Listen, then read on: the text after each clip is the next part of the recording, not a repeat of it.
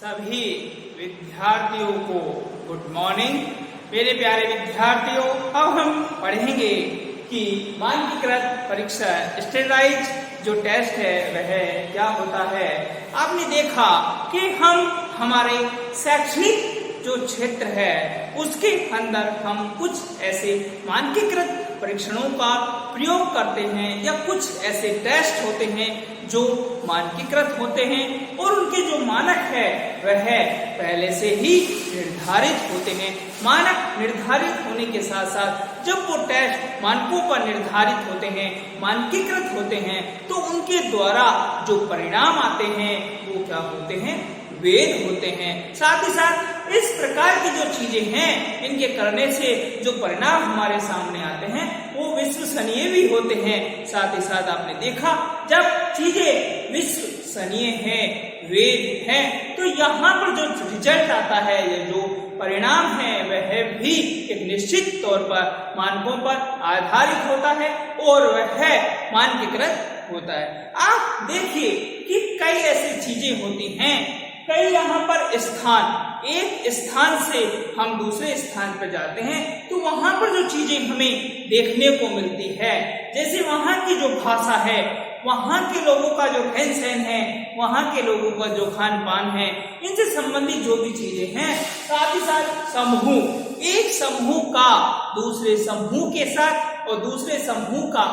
पहले समूह के साथ और दूसरे समूह का तीसरे समूह के साथ और चौथे समूह का पहले समूह के साथ, यहाँ पर हम समूहों का भी आपस में क्या कर सकते हैं, भेद कर सकते हैं। उनके अंदर उन सभी चीजों का हम यहाँ पर निरीक्षण करते हैं और विद्यालय, एक विद्यालय से दूसरे विद्यालय का और दूसरे विद्यालय से तीसरे विद्यालय का, इस प्रकार से हम क्या कर सकते हैं, आपस में तुलनाएं कर सकते हैं। परंतु इसके लिए हमें मानकों को निर्धारित करना होगा। यदि हम मानकों को ठीक प्रकार से निर्धारित कर पाते हैं तो हमारे द्वारा जो रिजल्ट आता है वह मानकीकृत होता है। परंतु यदि हम समूह का, स्थानों का, इन सब का यदि हम ये करते हैं, मानक निर्धारित नहीं कर पाते हैं, तो इसके माध्यम से यदि हम टेस्ट बनाते हैं तो क्या होता है कि हमारे द्वारा जो परिणाम आता है वह मानकीकृत नहीं होता है, वह अमानकीकृत के श्रेणी में आता है। परंतु आप देखिए कि जो परिचय है कि हम और कुछ उदाहरण लेने से हम मानकीकृत जो हमारा परीक्षण है वो हम समझने का प्रयास करते हैं। कई बार आपने देखा होगा कि जो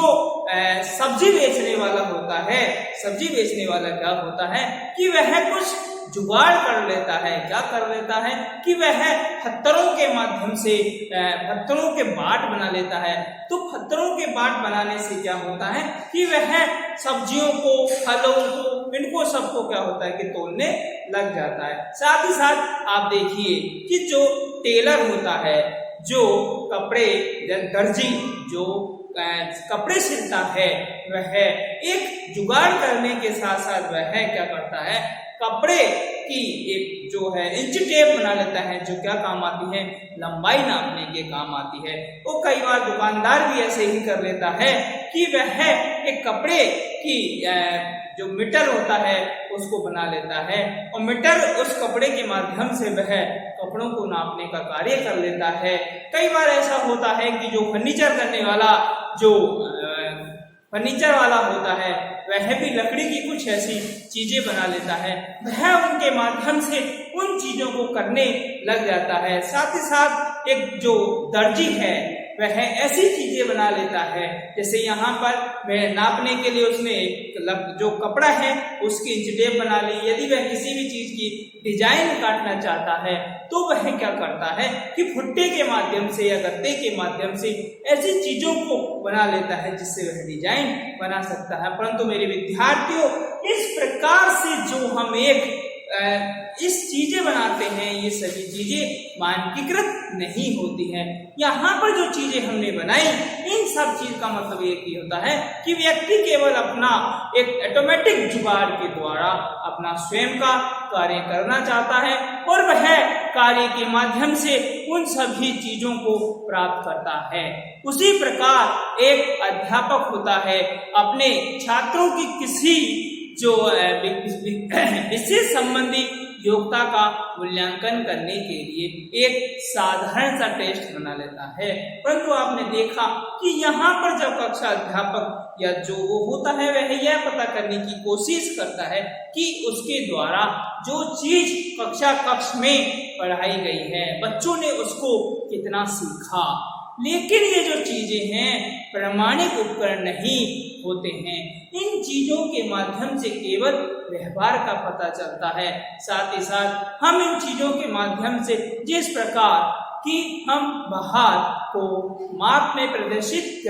जिस प्रकार हम हमारे भार है उसको हम ग्राम में प्रदर्शित करते हैं, लंबाई को हम मीटर में प्रदर्शित करते हैं, उसी प्रकार क्या होता है कि विभिन्न विषयों की जो योग्यताएं होती है उनको हम व्यक्तित्व संबंधी जो प्रत्येक व्यक्ति की जो विशेषताएं हैं उनके कौशलों का मूल्यांकन करने हेतु उसे एक प्रामाणिक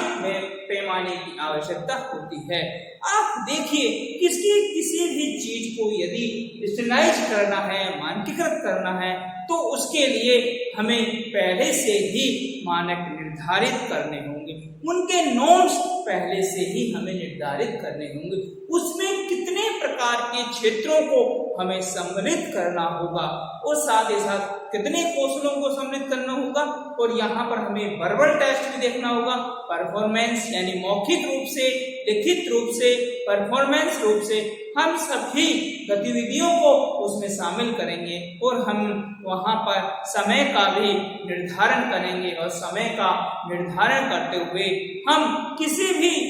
प्रामाणिक पैमाने को विश्वसनीयता, वैधता और मानक और व्यापकता आदि गुणों का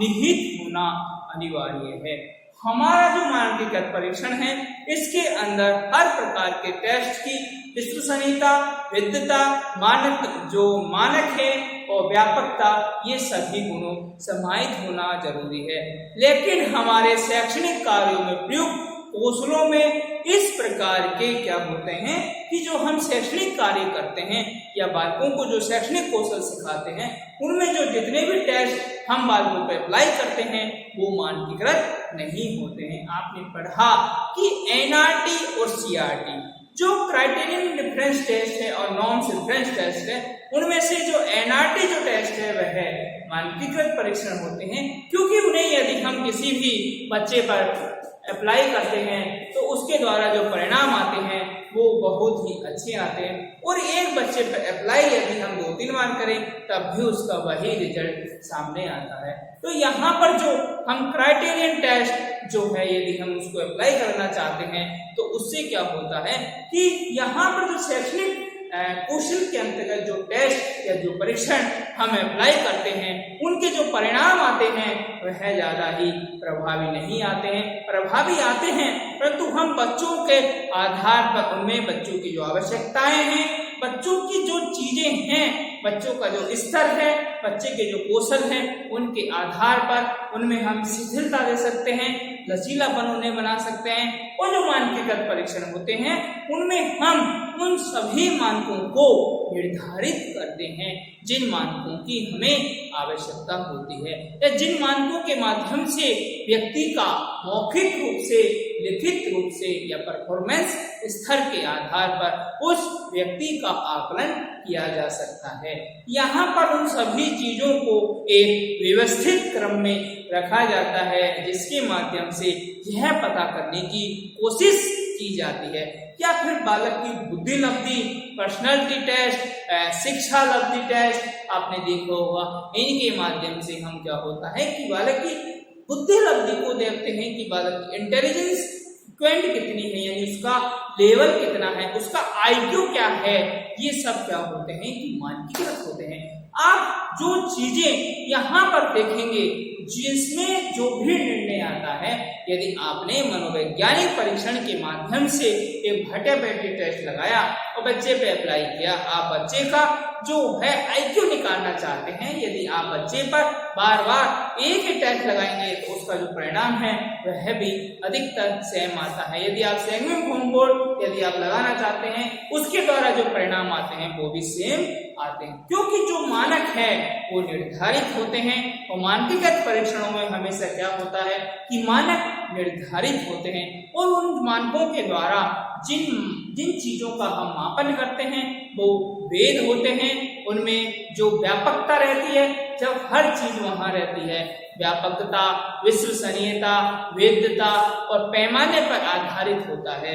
इसके माध्यम से क्या होता है कि हम बालक के व्यवहार का एक तुलनात्मक रूप से अध्ययन कर सकते हैं, चाहे वह मौखिक हो चाहे वह अमौखिक हो। इन सब के माध्यम से हम बालक के अंदर छिपी हुई क्षमताओं को पहचानने का प्रयास करते हैं और हम उन चीजों को देखते हैं जो हमें बालक के अंदर देखने को मिलती हैं, क्योंकि हम बालक के अंदर उन व्यवहारों को देखना चाहते हैं, उन व्यवहारों का आकलन करना चाहते हैं जो बालक